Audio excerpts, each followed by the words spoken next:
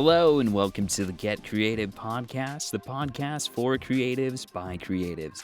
I'm Evan Schmidt, and my guest today is Kevin Rinker. He is the operations coordinator at WABE in Atlanta. It's an NPR member station, and funny enough, Kevin and I both met when we were at the NPR member station in Washington State, Northwest Public Radio. So it's kind of a rekindling of our friendship, or I guess reuniting of our friendship over a podcast episode. So enjoy. Hey, Kevin, thanks for coming on the show today. So tell the world a little bit about you. Hey, thanks for having me. My name's Kevin Rinker, and I live in Atlanta, Georgia. I've only been here for about 3 years now, but shortly after we moved here, I got a job at WABE, which is a public radio station. It's an NPR station. So we broadcast a lot of the national shows that you might hear, like All Things Considered, Morning Edition, those really big ones. But we also produce our own content in-house and have hour-long shows like that, called City Lights, Closer Look, that kind of stuff. So, working in public radio since 2008. I started as an undergrad at Washington State University, just doing part-time stuff on air. And then after graduating, stayed on. Well, my now wife finished up her undergrad degree and managed to get on full time at Northwest Public Radio, the station that we were at in Washington, and got into traffic, which is scheduling of underwriting or sponsors of the programming, and then kind of transitioned into operations at the very end of my time there. And then when we moved down to Georgia, started mostly in operations and have since gotten a bit into production of some of the local content as well. Nice. So a very broadcast-rich background. Yeah. What's something really good that you've learned in that time?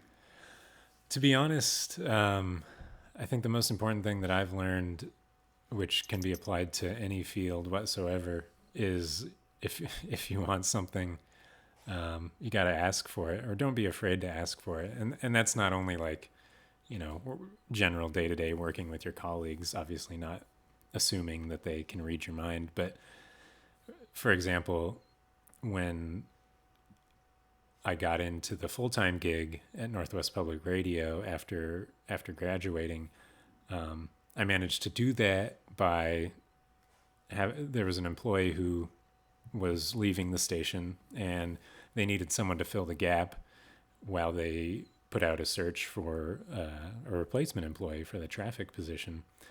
And I was like, hey, I'm working 2 jobs right now. I was driving public transit for the small college town, as well as working at the radio station. And I was like, it might be nice to have just one job that I can hang out at for 40 hours a week. So I went over to my boss's office and was like, just wanted to let you know I'm interested in filling in for that position while you search for someone who can do it. I've been helping out a little bit with that job in general, so I know some of the ropes, and the former employee was willing to train me up to be able to handle it on a more full-time basis. So, she ran that up to the higher ups and said, yeah, you can fill in while we do this search. You can apply for the job as well.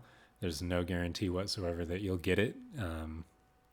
This is a very temporary position at this point in time, but we'll have seen your experience through a few months by the end of the application process, so we'll have a good idea of whether or not we want you to be a full-time employee.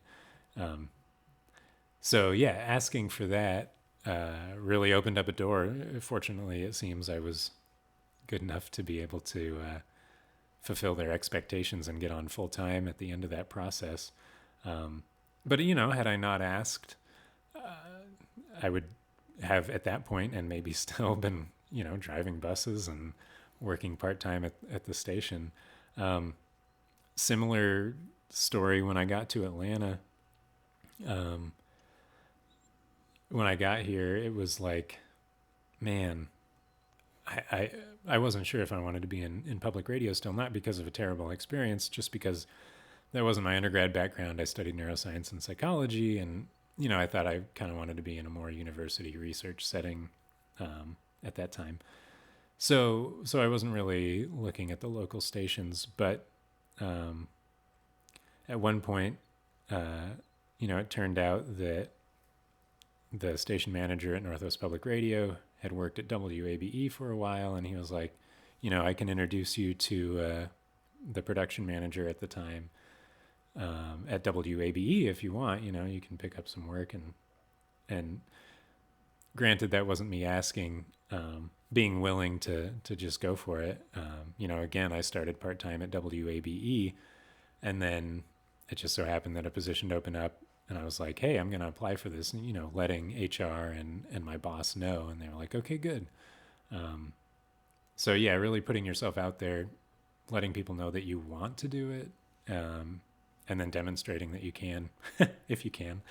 That's definitely the most important thing I've learned. And then one of the things I learned after taking the job, which I wish I would have thought about more when I had applied at both the station in Washington and here in Atlanta, was to negotiate with whatever benefits or salary they're giving you. I hadn't realized that was an option. It's not like I'm getting a pittance for my work, but there were definitely ways that I could have gotten more out of my employer than I am right now. Yeah. Well, those are great. Yeah, it's always about putting yourself out there, because you never know what's going to be the answer if you just don't ask the question to begin with. A lot of people never ask the question. Right. Yeah, and it's not even about confidence in yourself. Like, it's just, it's good to be confident when you go and ask, but it's just about wanting whatever it is and asking for it. You don't have to be like, I'm going to be, I'm telling you that I'm the best one that can do this job, and so that's why you need me. You don't even have to do that necessarily. If it's competitive, sure. But yeah, you just really got to demonstrate that you're interested, and people really respond to that. Even with you, Evan, I remember you coming to the station when you were getting ready to move across the state, and I ended up giving you a tour. And even at that point, you were putting yourself out there, asking about jobs and how it was to work there and that kind of thing. And you got in doing that. If you had just been like sitting on the sidelines and, oh, that's the building that the radio station's in, that's so cool, I really wish I worked there. Maybe I'll check their website to see if there's a job open. You never would have gotten in, because they only post a few jobs a year, and there's other stuff that comes up, especially for students and people who are willing to do some part-time stuff. But they don't post that on the website, so if they don't know you're out there, then they'll never hire you.